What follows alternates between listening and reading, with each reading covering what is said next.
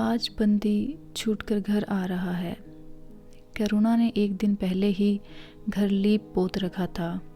इन 3 वर्षों में उसने कठिन तपस्या करके जो 10-5 रुपए जमा कर रखे थे, वह सब पति के सत्कार और स्वागत की तैयारियों में खर्च कर दिए।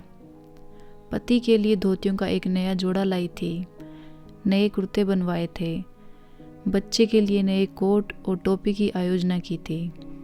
बार बार बच्चे को गले लगाती और प्रसन्न होती। अगर इस बच्चे ने सूर्य की भांति उदय होकर उसके अंधेरे जीवन को प्रदीप्त न कर दिया होता, तो कदाचित ठोकरों ने उसके जीवन का अंत कर दिया होता।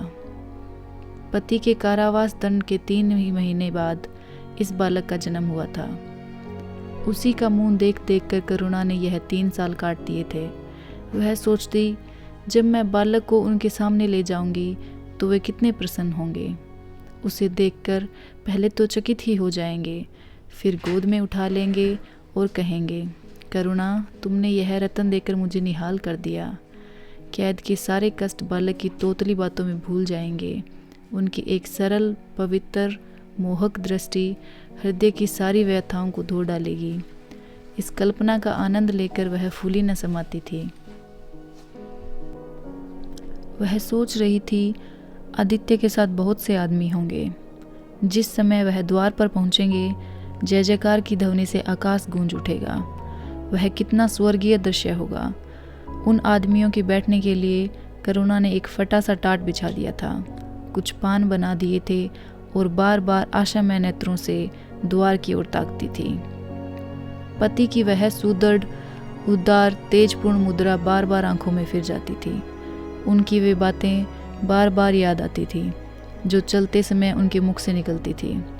उनका वह धैर्य, वह आत्मबल जो पुलिस के प्रहारों के सामने भी अटल रहा था, वह मुस्कुराहट जो उस समय भी उनके अधरों पर खेल रही थी, वह आत्माभिमान जो उस समय भी उनके मुख से टपक रहा था। क्या करुणा के हृदय से कभी भी समर्थ हो सकता था? उनका स्मरण आते ही करुणा के निस्तेज मुख पर आत्मगौरव की लालिमा छा गई। यदि वह अवलंब था जिसने इन 3 वर्षों की घोर यातनाओं ने भी उसके हृदय को आश्वासन दिया था। कितनी ही रातें फाकों से गुजरी, बहुधा घर में दीपक जलने की नौबत न आती थी। वह दीनता के आंसू कभी इसकी आंखों से ना गिरे। आज उन सारी विपदाओं का अंत हो जाएगा। पति के प्रगाढ़ आलिंगन में वह सब कुछ हंसकर झेल लेगी। वह अनंत निधि पाकर फिर उसे कोई अभिलाषा न रहेगी। गगनपथ का चिरगामी लपका हुआ विश्राम की ओर चला जाता था, जहाँ संध्या ने सुनहरा फर्श सजाया था और उज्जवल पुष्पों की सेज बिछा रखी थी। उसी समय करुणा को एक आदमी लाठी टेकता आता दिखाई दिया, मानो किसी जीर्ण मनुष्य की वेदना ध्वनि हो। पग पग पर रुककर खांसने लगता था। उसका सिर झुका हुआ था। करुणा उसका चेहरा ना देख सकती थी, लेकिन चाल ढाल से कोई बूढ़ा आदमी मालूम होता जाता था। पर एक क्षण में जब वह समीप आ गया तो करुणा पहचान गई, वह उसका प्यारा पति ही था। किंतु शौक, उसकी सूरत कितनी बदल गई थी। वह जवानी, वह तेज, वह चपलता, वह सुगठन सब प्रस्थान कर चुका था। केवल हड्डियों का एक ढांचा रह गया था। न कोई संगी, न साथी, न यार, न दोस्त। करुणा उसे पहचानते ही बाहर निकल आई, पर आलिंगन की कामना हृदय में दबाकर रह गई। सारे मंसूबे धूल में मिल गए। सारा मनोल्लास आंसुओं के प्रवाह में बह गया, विलीन हो गया। आदित्य ने घर में कदम रखते ही मुस्कुराकर करुणा को देखा, पर उस मुस्कान में वेदना का एक संसार भरा हुआ था। करुणा ऐसी शिथिल हो गई मानो हृदय का स्पंदन रुक गया हो।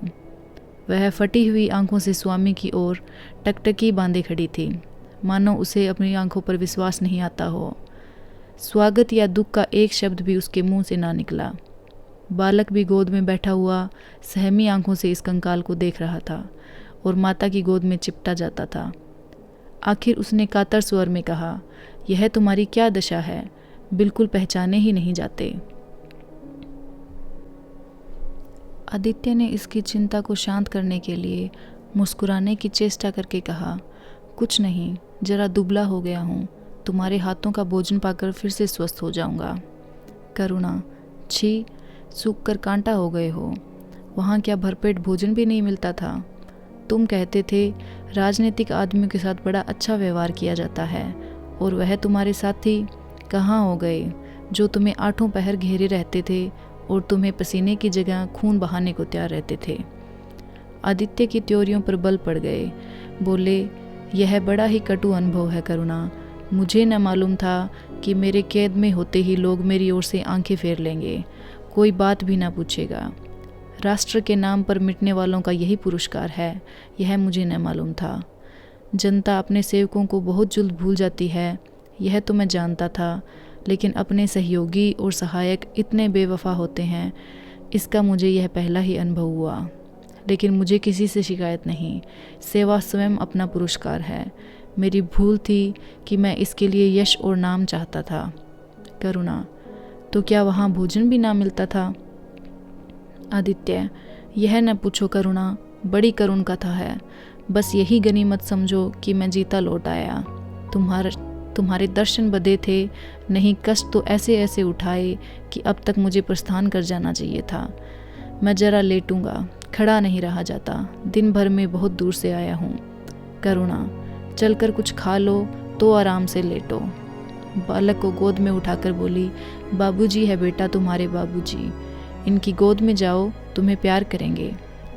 आदित्य ने आंसू भरी आंखों से बालक को देखा और उनका एक एक रोम उनका तिरस्कार करने लगा। अपने जीर्ण दिशा पर उन्हें कभी इतना दुख न हुआ था। ईश्वर की असीम दया से यदि उनकी दशा संभल जाती तो वह फिर कभी राष्ट्रीय आंदोलन के समीप न जाते। इस फूल से बच्चे को यूं संसार में लाकर दरिद्रता की आग में झोंकने का उन्हें क्या अधिकार था? वह अब लक्ष्मी की उपासना करेंगे और अपना शूद्र जीवन बच्चे के लालन पालन के लिए अर्पित कर देंगे। उन्हें इस समय ऐसा ज्ञात हुआ कि बालक उन्हें उपेक्षा की दृष्टि से देख रहा है, मानो कह रहा है, मेरे साथ आपको कौन सा कर्तव्य पालन किया था? उनकी सारी कामना, सारा प्यार बालक को हृदय से लगा देने के लिए अधीर हो उठा, पर हाथ फैल न सके, हाथों में कोई शक्ति न थी। करुणा बालक को लिए हुए उठी और थाली में कुछ भोजन निकाल कर लाई। आदित्य ने क्षुधापूर्ण नेत्रों से थाली की ओर देखा, मानो आज बहुत दिनों के बाद उसे कोई खाने की चीज़ सामने आई है। जानता था कई दिनों के उपवास के बाद और आरोग्य की इस गई गुजरी दशा में उसे ज़बान को काबू में रखना चाहिए, पर सब्र न कर सका।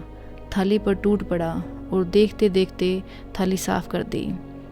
करुणा सशंक हो गई।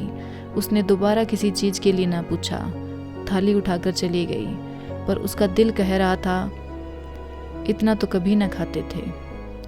करुणा बच्चे को कुछ खिला रही थी कि एकाएक कानों में आवाज़ आई, करुणा ने आकर पूछा, क्या तुमने मुझे पुकारा है? आदित्य का चेहरा पीला पड़ गया था और सांस जोर जोर से चल रही थी। हाथों के सहारे वह टाट पर लेट गए थे। करुणा उनकी यह हालत देखकर घबरा गई। बोली, जाकर किसी वैद्य को बुला लाऊं? आदित्य ने हाथ के इशारे से उसे मना करने के लिए कहा। व्यर्थ है करुणा, अब तुमसे छिपाना व्यर्थ है। मुझे तपेदिक हो गया है, कई बार मरते मरते बच गया हूँ। तुम लोगों के दर्शन बदे थे, इसलिए प्राण न निकलते थे। देखो प्रिय, रो मत। करुणा ने सिसकियों को दबाते हुए कहा, मैं वैद्य को लेकर अभी आती हूँ। आदित्य ने फिर सिर हिलाया। नहीं करुणा, केवल मेरे पास बैठी रहो, अब किसी से कोई आशा नहीं है। डॉक्टरों ने जवाब दे दिया है। मुझे तो यह आश्चर्य है कि यहाँ पहुँच कैसे गया। न जाने कौन देवी शक्ति मुझे यहाँ से खींच लाई। कदाचित यह सब बुझते हुए दीपक की अंतिम झलक थी। आह, मैंने तुम्हारे साथ बड़ा अन्याय किया, इसका मुझे हमेशा दुख रहेगा। मैं तुम्हें कोई आराम न दे सका, तुम्हारे लिए कुछ न कर सका, केवल सुहाग का दाग लगाकर और एक बालक के पालन का भार छोड़कर चला जा रहा हूँ। करुणा ने हृदय को दृढ़ करके कहा, तुम्हें कहीं दर्द तो नहीं है? आग बना लाऊं? कुछ बताते क्यों नहीं? आदित्य ने करवट बदलकर कहा, कुछ करने की जरूरत नहीं प्रिय, कहीं दर्द नहीं, बस ऐसा मालूम हो रहा है कि दिल बैठा जाता है, जैसे पानी में डूबा जाता हूँ। जीवन की लीला समाप्त हो रही है। दीपक को बुझते हुए देख रहा हूँ। कह नहीं सकता कब आवाज़ बंद हो जाए। जो कुछ कहना है वह कह डालना चाहता हूँ। क्यों वह लालसा ले जाऊँ। मेरे एक प्रश्न का जवाब दोगी? पूछूं? करुणा के मन की सारी दुर्बलता, सारा शोक, सारी वेदना मानो लुप्त हो गई और उनकी जगह उस आत्मबल का उदय हुआ जो मृत्यु पर हंसता है और विपत्ति की सांपों से खेलता है।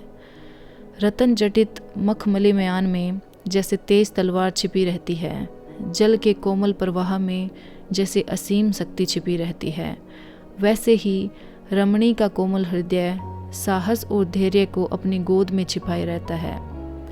क्रोध जैसे तलवार को बाहर खींच लेता है, विज्ञान जैसे जल शक्ति का उद्घाटन कर लेता है, वैसे ही प्रेम रमणी के साहस और धैर्य को प्रदीप्त कर देता है।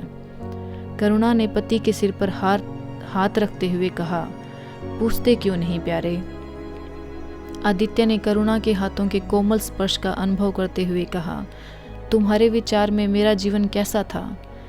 बधाई के योग्य? देखो, तुमने मुझसे कभी पर्दा न रखा। इस समय भी स्पष्ट कहना, तुम्हारे विचार में मुझे अपने जीवन पर हंसना चाहिए या रोना चाहिए? करुणा ने उल्लास के साथ कहा, यह प्रश्न क्यों करते हो प्रियतम? क्या मैंने तुम्हारी उपेक्षा की है? तुम्हारा जीवन देवताओं का सा जीवन था, निस्वार्थ, निर्लिप्त और आदर्श। विघ्न बाधाओं से तंग आकर मैंने तुम्हें कितनी ही बार संसार की ओर खींचने की चेष्टा की है, पर उस समय भी मैं मन में जानती थी कि मैं तुम्हें ऊंचे आसान से गिरा रही हूँ। अगर तुम माया मोह में फंसे होते तो कदाचित मेरे मन को अधिक संतोष होता, लेकिन मेरी आत्मा को वह गर्व और उल्लास न होता जो इस समय हो रहा है। मैं अगर किसी को बड़े से बड़ा आशीर्वाद दे सकती हूँ तो वह यही होगा कि उसका जीवन तुम्हारे जैसा हो। यह कहते कहते करुणा का आभाहीन मुखमंडल ज्योतिर्मय हो गया, मानो उसकी आत्मा दिव्य हो गई हो। आदित्य ने सगर्व नेत्रों से करुणा को देखकर कहा, बस अब मुझे संतोष हो गया करुणा। इस बच्चे की ओर से मुझे कोई शंका नहीं है। मैं उसे इसके अधिक कुशल हाथों में नहीं छोड़ सकता। मुझे विश्वास है कि जीवन भर यह ऊंचा और पवित्र आदर्श सदैव तुम्हारे सामने रहेगा। अब मैं मरने को तैयार हूँ। 7 वर्ष बीत गए। बालक प्रकाश अब 10 साल का रूपवान, बलिष्ठ, प्रसन्न मुख कुमार बालक था। बल का तेज, साहसी और मनस्वी। भय तो उसे छू भी न गया था। करुणा का संतप्त हृदय उसे देखकर शीतल हो जाता। संसार करुणा को अभागिनी और दीन समझे, वह कभी भाग्य को रोना नहीं रोती थी। उसने उन आभूषणों को बेच डाला जो पति के जीवन में उसे प्राणों से प्रिय थे, और उस धन से कुछ गाय और भैंसें मोल ले ली। वह कृषक की बेटी थी और गौ पालना उनके लिए कोई नया व्यवसाय न था। इसी को उसने अपनी जीविका का साधन बनाया। विशुद्ध दूध कहाँ मैसर होता था, सब दूध हाथों हाथ बिक जाता। करुणा को पहर रात से पहर रात तक काम करने में लगा रहना पड़ता था, पर वह प्रसन्न थी। उसके मुख पर निराशा या दीनता की छाया नहीं, संकल्प और साहस का तेज है। उसके एक एक अंग से आत्मगौरव की ज्योति सी निकल रही है। आंखों में एक दिव्य प्रकाश है, गंभीर, अथाह और असीम। सारी वेदनाएं, वैधव्य का शौक और विधि का निर्मम प्रहार, सब उस प्रकाश की गहराई में विलीन हो गया है। प्रकाश पर वह जान देती है। उसका आनंद, उसकी अभिलाषा, उसका संसार, उसका स्वर्ग सब प्रकाश पर न्यौछावर है। पर यह मजाल नहीं कि उसे प्रकाश कोई शरारत करे और करुणा आंखें बंद कर ले। नहीं, वह उसके चरित्र की बड़ी कठोरता से देखभाल करती है। वह प्रकाश की माँ नहीं, माँ बाप दोनों हैं। उसके पुत्र स्नेह में माता की ममता के साथ पिता की कठोरता भी मिली हुई है। पति के अंतिम शब्द अभी तक उसके कानों में गूंज रहे हैं। वह आत्मो उल्लास जो उनके चेहरे पर झलकने लगा था, वह गर्वमय लाली जो उनकी आंखों में छा गई थी, अभी तक उसकी आंखों में फिर रही है। निरंतर पति चिंतन ने आदित्य को उसकी आंखों में प्रत्यक्ष कर दिया है। वह सदैव उनकी उपस्थिति का अनुभव किया करती है। उसे ऐसा जान पड़ता है कि आदित्य की आत्मा सदैव उसकी रक्षा करती रहती है। उसकी यही हार्दिक अभिलाषा है कि प्रकाश जवान होकर पिता का पथगामी हो। संध्या हो गई थी। एक भिखारिन द्वार पर आकर भीख मांगने लगी। करुणा उस समय गऊओं को पानी दे रही थी। प्रकाश बाहर खेल रहा था। बालक ही तो ठहरा, शरारत सूझी। घर में गया और कटोरे में थोड़ा सा भूसा लेकर बाहर निकला। भिखारन ने अपनी झोली फैला दी। प्रकाश ने भूसा उसकी झोली में डाल दिया और जोर जोर से तालियां बजाता हुआ भागा। भिखारिन ने अग्निमय नेत्रों से देखकर कहा, वाह रे लाडले, मुझसे हंसी करने चला है। यही माँ बाप ने सिखाया है, तब तो खूब कुल का नाम कर जाओगे। करुणा उसकी बोली सुनकर बाहर निकल आई और पूछा, क्या है माता, किसे कह रही हो? भिखारिन ने प्रकाश की तरफ इशारा करके कहा, वह तुम्हारा लड़का है ना? देखो, कटोरे में भूसा भरकर मेरी झोली में डाल गया है। चुटकी भर आटा था, वह भी मिट्टी में मिल गया। कोई इस तरह दुखियों को सताता है? सबके दिन एक से नहीं रहते। आदमी को घमंड न करना चाहिए। करुणा ने कठोर स्वर में पुकारा। प्रकाश लज्जित न हुआ। अभिमान से सिर उठाए हुए आया और बोला, वह हमारे घर भीख क्यों मांगने आई है? कुछ काम क्यों नहीं करती? करुणा ने उसे समझाने की चेष्टा करके कहा, शर्म नहीं आती? उल्टे और आंखें दिखाते हो। प्रकाश, शर्म क्यों आए? वह यहाँ रोज भीख मांगने आती है। हमारे यहाँ कोई मुफ्त में मिलती है चीज़ें। करुणा, तुम्हें कुछ न देना था तो सीधे कह देते, जाओ। तुमने यह शरारत क्यों की? प्रकाश, उनकी आदत कैसे छूटती? करुणा ने बिगड़कर कहा, तुम कभी पिटोगे मेरे हाथों? प्रकाश, पिटूंगा क्यों? आप जबरदस्ती पीटेंगी। दूसरे मुल्कों में अगर कोई भीख मांगे तो कैद कर लिया जाए। यह नहीं कि उन्हें उल्टे भिखमंगों को और शह दी जाए। करुणा, जो अपंग है वह कैसे काम करे? प्रकाश, तो जाकर डूब मरे, जिंदा क्यों रहते हैं? करुणा निरुत्तर हो गई। बुढ़िया को तो उसने आटा दाल देकर विदा कर दिया, किंतु प्रकाश का कुतर्क उसके हृदय में फोड़े के समान टीसता रहा। उसने यह धृष्टता, यह अविनय कहाँ सीखी? रात को भी उसे बार बार यही ख्याल सताता रहा। आधी रात के समीप एकाएक प्रकाश की नींद टूटी। लालटेन जल रही है और करुणा बैठी रो रही है। उठ बैठा और बोला, अम्मा, अभी तुम सोई नहीं? करुणा ने मुंह फेर कर कहा, नींद नहीं आई। तुम कैसे जाग गए? प्यास तो नहीं लगी है? प्रकाश, नहीं अम्मा, न जाने क्यों आंख खुल गई। मुझसे आज बड़ा अपराध हुआ अम्मा। करुणा ने उसके मुख की ओर स्नेह के नेत्रों से देखा। प्रकाश, मैंने आज बुढ़िया के साथ बड़ी नटखट की, मुझे क्षमा करो, फिर कभी ऐसी शरारत न करूँगा। यह कहकर रोने लगा। करुणा ने स्नेहार्द होकर उसे गले लगा लिया और उसके कपोलों का चुम्बन करके बोली, बेटा, मुझे खुश करने के लिए यह कह रहे हो या तुम्हारे मन में सचमुच पछतावा हो रहा है? प्रकाश ने सिसकते हुए कहा, नहीं अम्मा, मुझे दिल से अफसोस हो रहा है। अब की वह बुढ़िया आएगी तो मैं उसे बहुत से पैसे दूंगा। करुणा का हृदय मतवाला हो गया। ऐसा जान पड़ा आदित्य सामने खड़े बच्चे को आशीर्वाद दे रहे हैं और कह रहे हैं, करुणा, शोभ मत कर, प्रकाश अपने पिता का नाम रोशन करेगा, तेरी संपूर्ण कामना पूरी हो जाएगी। लेकिन प्रकाश के कर्म और वचन में मेल न था और दिनों के साथ उसके चरित्र का अंग प्रत्यक्ष होता जाता था। जहीन था ही विश्वविद्यालय से उसे वजीफे मिलते थे। करुणा भी उसकी यथेष्ट सहायता करती थी, फिर भी उसका खर्च पूरा न पड़ता था। वह मितव्ययता और सरल जीवन पर विद्वता से भरे हुए व्याख्यान दे सकता था, पर उसका रहन सहन फैशन के अंधभक्तों से जो भर घटकर न था। प्रदर्शन की धुन उसे हमेशा सवार रहती थी।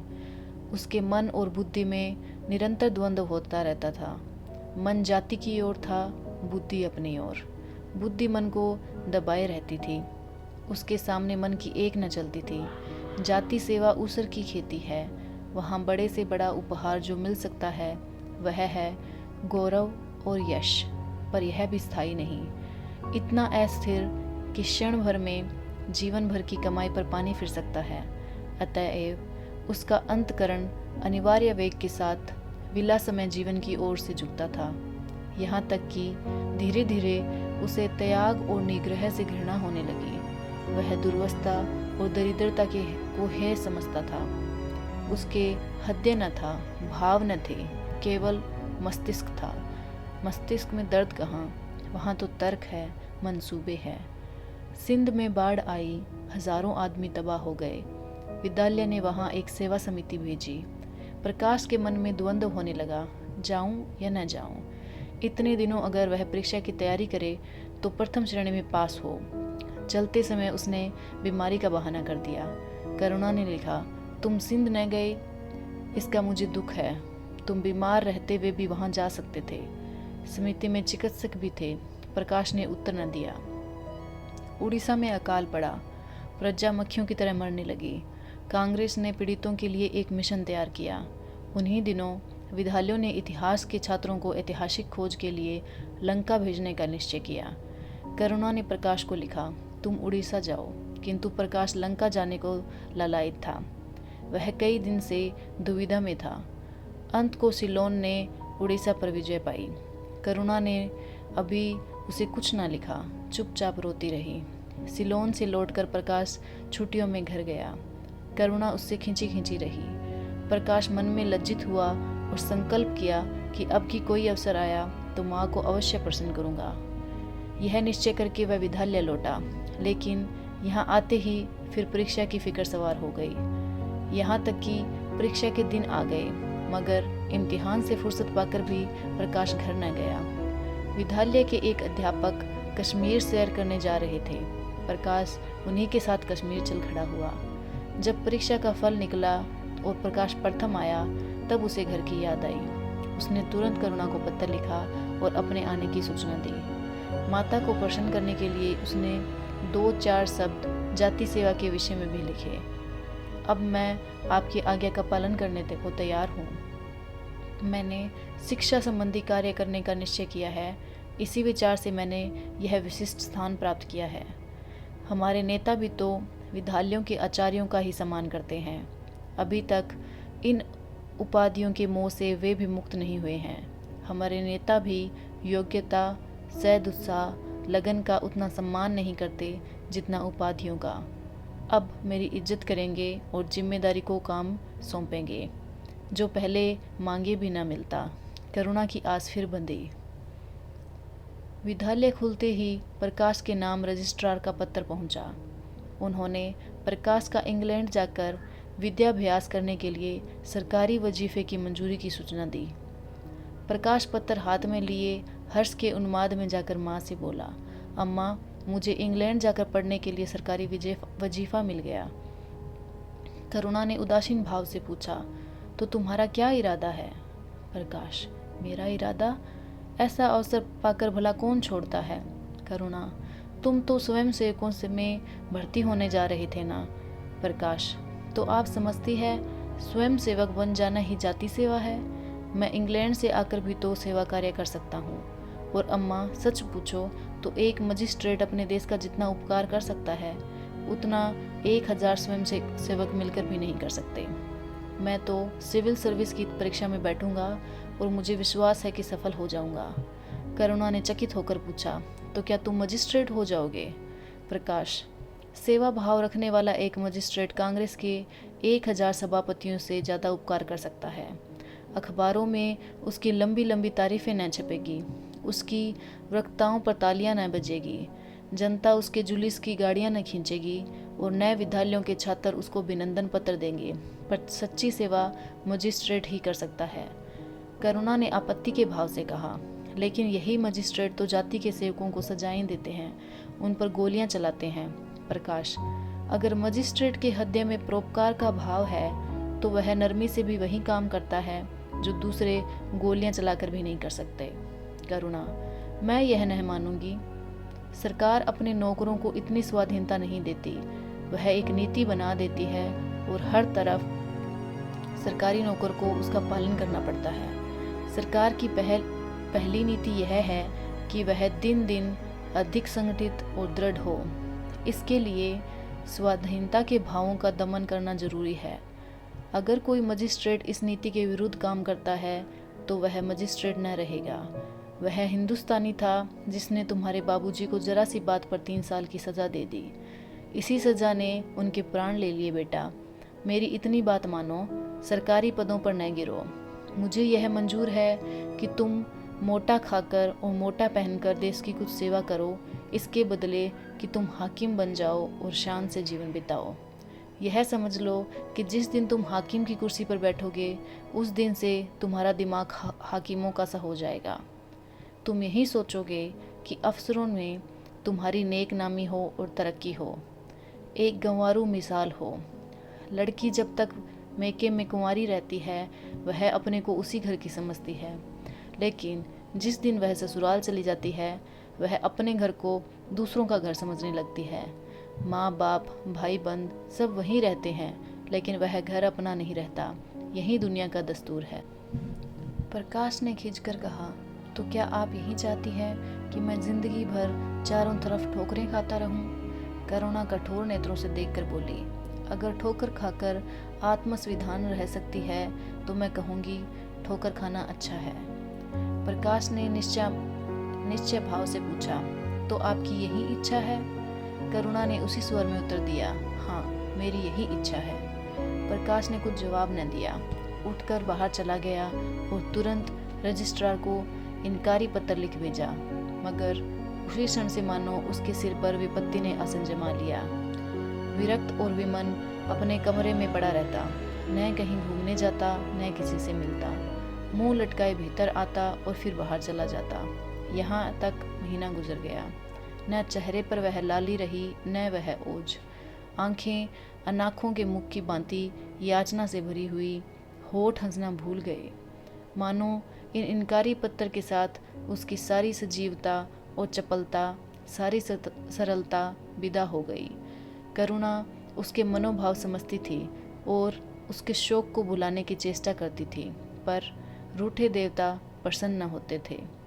आखिर एक दिन उसने प्रकाश से कहा, बेटा, अगर तुमने विलायत जाने की ठान ही ली है तो चले जाओ, मना न करूँगी। मुझे खेद है कि तुम्हें मैंने रोका। अगर मैं जानती कि तुम्हें इतना आघात पहुँचेगा तो मैं कभी न रोकती। मैंने तो केवल इस विचार से रोका था कि तुम्हें जाति सेवा में मग्न देखकर तुम्हारे बाबूजी की आत्मा प्रसन्न होगी। उन्होंने चलते समय यही वसीयत की थी। प्रकाश ने रुखाई से जवाब दिया, अब क्या जाऊंगा, इनकारी खत लिख चुका। मेरे लिए कोई अब तक बैठा थोड़ी होगा, कोई दूसरा लड़का चुन लिया गया होगा, फिर करना ही क्या है। जब आपकी मर्जी है कि गांव-गांव की खाक छानता फिरूं तो वही सही। करुणा का गर्व चूर चूर हो गया। इस अनुमति से उसने बादा का काम लेना चाहा था, पर सफलता न हुई। बोली, अभी कोई न चुना गया होगा, लिख दो, मैं जाने को तैयार हूँ। प्रकाश ने झुंझलाकर कहा, अब कुछ नहीं हो सकता, लोग हंसी उड़ाएंगे। मैंने तय कर लिया है कि जीवन को आपकी इच्छा के अनुकूल बनाऊंगा। करुणा, तुमने अगर शुद्ध मन से यह इरादा किया होता तो यूं न रहते। तुम मुझसे सत्याग्रह कर रहे हो। अगर मन को दबाकर मुझे अपनी राह का कांटा समझकर तुमने मेरी इच्छा पूरी भी की तो क्या? मैं तो जब जानती थी कि तुम्हारे मन में आप सेवा का भाव उत्पन्न होता। तुम आप ही रजिस्ट्रार साहब को पत्र लिख दो। प्रकाश, अब मैं नहीं लिख सकता। तो इसी शौक में तने बैठे रहोगे? लाचारी है। करुणा ने कुछ न कहा। जरा देर में प्रकाश ने देखा कि वह कहीं जा रही है, मगर वह कुछ बोला नहीं। करुणा के लिए बाहर आना जाना कोई असाधारण बात न थी, लेकिन जब संध्या हो गई और करुणा न आई तो प्रकाश को चिंता होने लगी। अम्मा कहाँ गई? यह प्रश्न बार बार उसके मन में उठने लगा। प्रकाश सारी रात द्वार पर बैठा रहा। भांति भांति की शंकाएं मन में उठने लगी। उसे अब याद आया, चलते समय करुणा कितनी उदास थी, उसकी आंखें कितनी लाल थी। यह बातें प्रकाश को उस समय क्यों न नजर आई? वह क्यों स्वार्थ में अंधा हो गया था? हाँ, अब प्रकाश को याद आया, माता ने साफ सुथरे कपड़े पहने थे, उनके हाथ में छतरी भी थी। तो क्या वह कहीं बहुत दूर गई है? किससे पूछूं? एर्नेस्ट के भय से प्रकाश रोने लगा। श्रावण की अंधेरी भयानक रात थी। आकाश में शाम मेघमालाएं भीषण स्वप्न की भांति छाई हुई थी। प्रकाश रह रहकर आकाश की ओर देखता था, मानो करुणा उन्हीं मेघमालाओं में छिपी बैठी है। उसने निश्चय किया, सवेरा होते ही माँ को खोजने चलूँगा, और अगर किसी ने द्वार खटखटाया। प्रकाश ने दौड़कर खोला तो देखा करुणा खड़ी है। उसका मुखमंडल इतना खोया हुआ था, इतना करुण था, जैसे आज ही उसका सुहाग उठ गया है, जैसे संसार में उसके लिए कुछ न रहा, जैसे वह नदी के किनारे खड़ी अपनी लदी हुई नाव को डूबते देख रही है और कुछ नहीं कर सकती। प्रकाश ने अधीर होकर पूछा, अम्मा कहाँ चली गई थी? बहुत देर लगाई। करुणा ने भूमि की ओर ताकते हुए जवाब दिया, एक काम से गई थी, देर हो गई। यह कहते हुए उसने प्रकाश के सामने एक बंद लिफाफा फेंक दिया। प्रकाश ने उत्सुक होकर लिफाफा उठा लिया। ऊपर ही विद्यालय की मुहर थी। तुरंत ही लिफाफा खोलकर पढ़ा।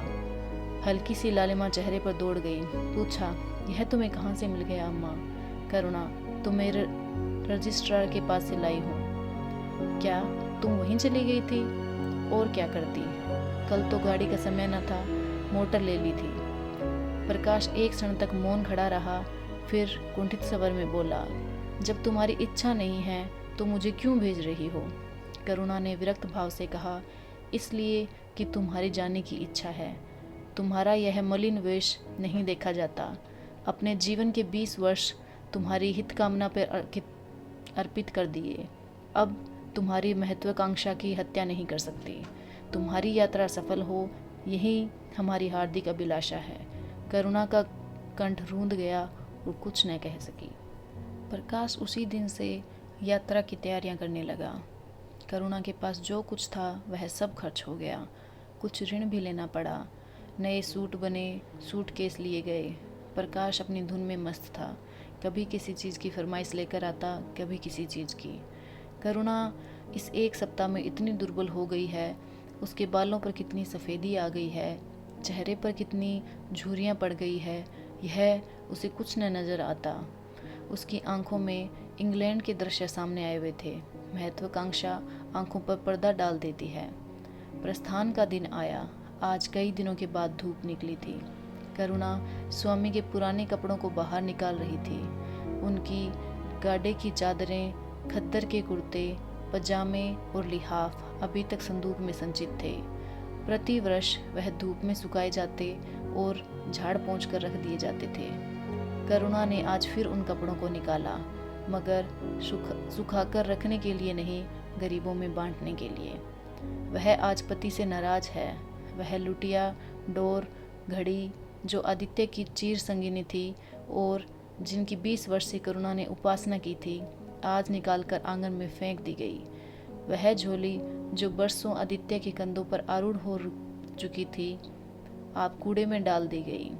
वह चित्र उसके सामने 20 वर्ष से करुणा सिर झुकाती थी, आज वहीं निर्दयता से भूमि पर डाल दिया गया। पति का कोई स्मृति चिन्ह वह अब अपने घर में नहीं रखना चाहती।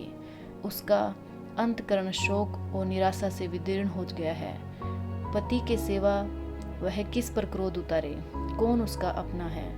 वह किससे अपनी व्यथा कहे, किसे अपनी छाती चीर कर दिखाए?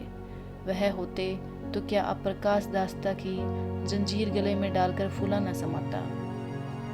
उसे कौन समझाए कि आदित्य भी इस अवसर पर पछतावे के सिवा और कुछ न कर सकते। प्रकाश के मित्रों ने आज उसे विदाई का भोज दिया था।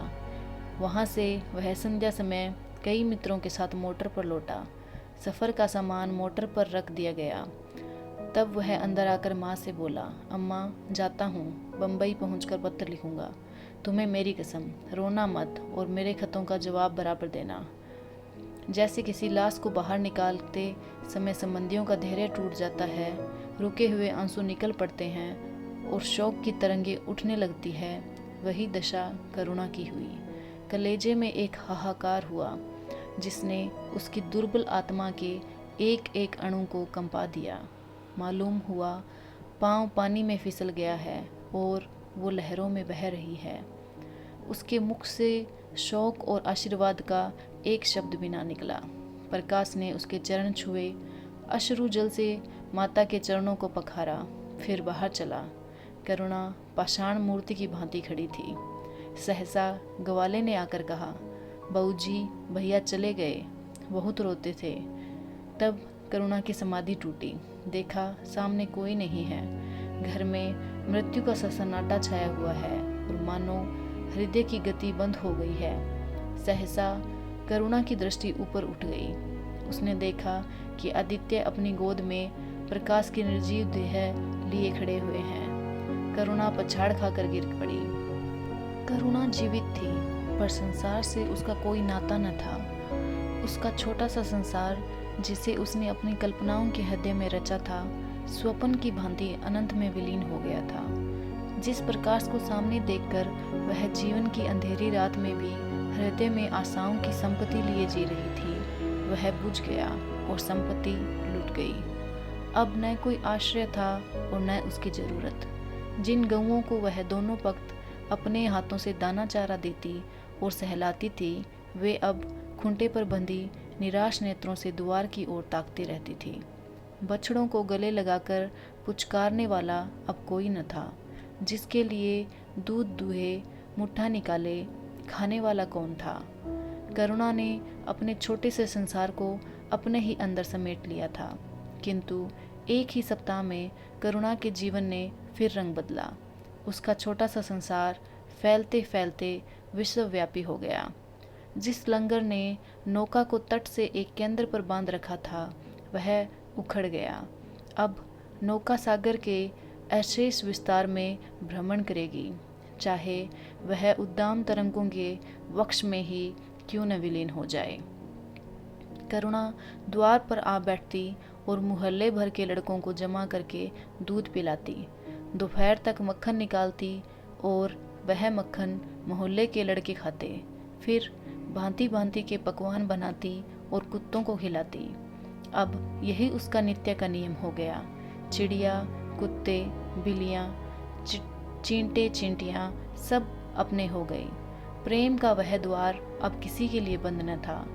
उस अंगुल भर जगह में जो प्रकाश के लिए कभी काफी न थी, अब समस्त संसार समा गया था। एक दिन प्रकाश का पत्र आया। करुणा ने उसे उठाकर फेंक दिया। फिर थोड़ी देर के बाद उसे उठाकर फाड़ डाला और चिड़ियों को दाना चुगाने लगी। मगर जब निशा योगिनी ने अपनी धुनी चलाई और वेदनाएं उसके वरदान मांगने के लिए विकल हो होकर चली, तो करुणा की मनोवेदना भी सजग हो उठी। प्रकाश का पत्र पढ़ने के लिए उसका मन व्याकुल हो उठा। उसने सोचा, प्रकाश मेरा कौन है? मेरा उससे क्या प्रयोजन? हाँ, प्रकाश मेरा कौन है? हाँ, प्रकाश मेरा कौन है? हृदय ने उत्तर दिया, प्रकाश तेरा सर्वस्व है। वह तेरे उस अमर प्रेम की निशानी है जिससे तू सदैव के लिए वंचित हो गई। वह तेरे प्राण है, तेरे जीवन दीपक का प्रकाश, तेरी वंचित कामनाओं का माधुर्य, तेरे अश्रु जल में विहार करने वाला हंस है। करुणा उस पत्थर के टुकड़ों को जमा करने लगी, मानो उसके प्राण बिखर गए हों। एक एक टुकड़ा उसे अपने खोए हुए प्रेम का एक पद चिन्ह सा मालूम होता था। जब सारे पुर्जे जमा हो गए तो करुणा दीपक के सामने बैठकर उसे जोड़ने लगी, जैसे कोई वियोगी हृदय प्रेम के टूटे हुए तारों को जोड़ रहा हो। हाय री ममता! वह अभागिन सारी रात उन पुर्जों को जोड़ने में लगी रही। पत्थर दोनों ओर लिखा था, इसलिए पुर्जों को ठीक स्थान पर रखना था और वह कठिन था। कोई शब्द, कोई वाक्य बीच में गायब हो जाता। उस एक टुकड़े को वह फिर खोजने लगती। सारी रात बीत गई पर पत्थर अभी तक अपूर्ण था। दिन चढ़ गया। मोहल्ले के लौंडे मक्खन और दूध की चाह में एकत्र हो गए। कुत्तों और बिल्लियों का आगमन हुआ। चिड़ियाँ आकर आंगन में फुदकने लगी।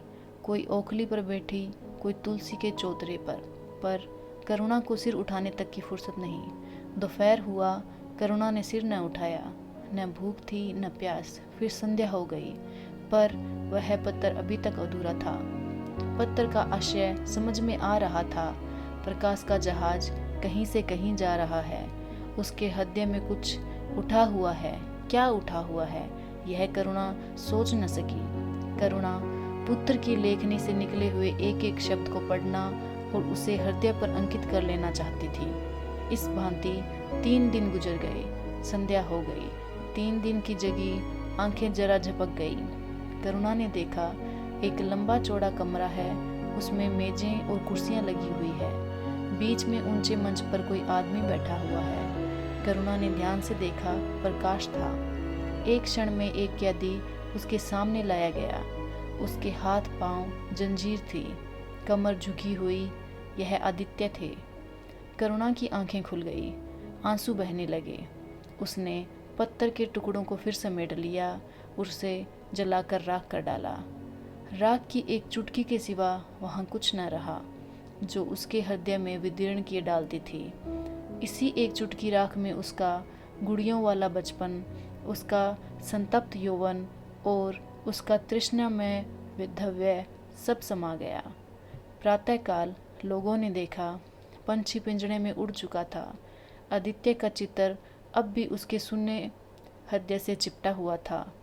भग्न हृदयपति की स्नेह स्मृति में विश्राम कर रहा था और प्रकाश का जहाज यूरोप चला जा रहा था।